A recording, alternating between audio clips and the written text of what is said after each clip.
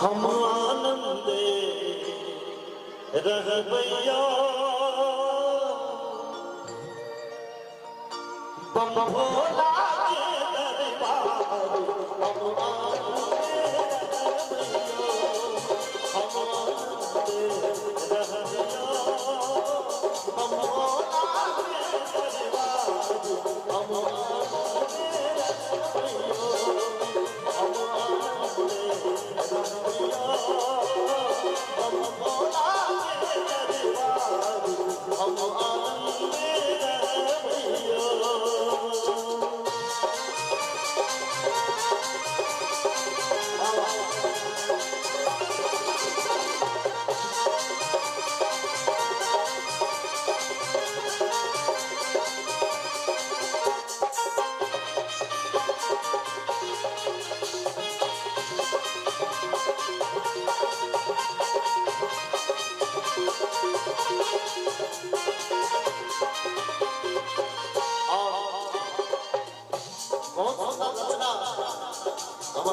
मधुकर जी कहने हमार राम सेवक भाई से हो बहुत नचारी लिखे देख से बैठ के नचारी और मधुकर जी के अलौकिक रचना सुनावे छी और इस सुंदर आए बाबा मुक्तेश्वर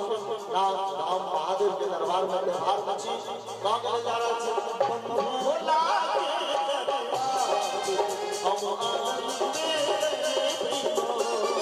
हम आनंदे रहबैया बम भोला के दरबार हम आनंदे रहबैया।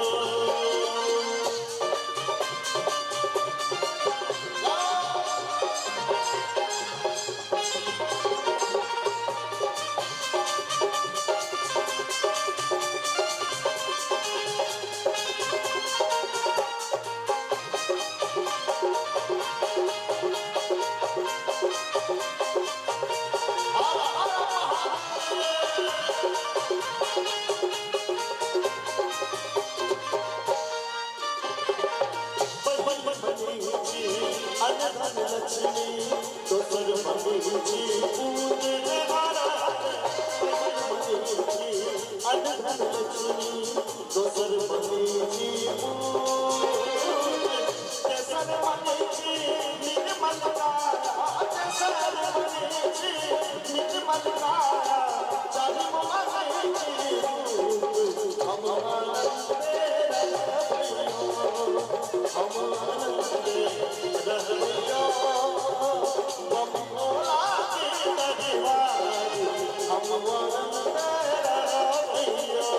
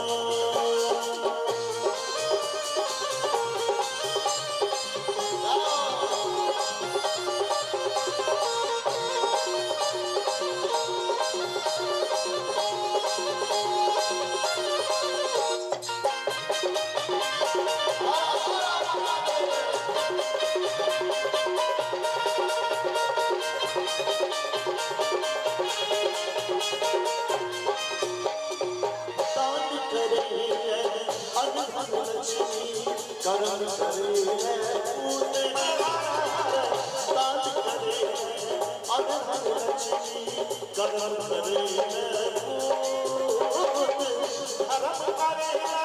निर्मल काया धर्म करेला निर्मल काया देखबे स्वरूप अम्मा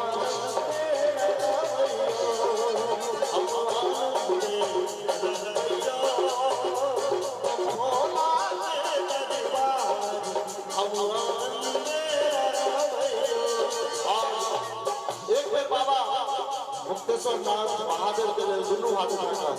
पाछुओं से दुनू हाथ उठाकर खबरी बजेबे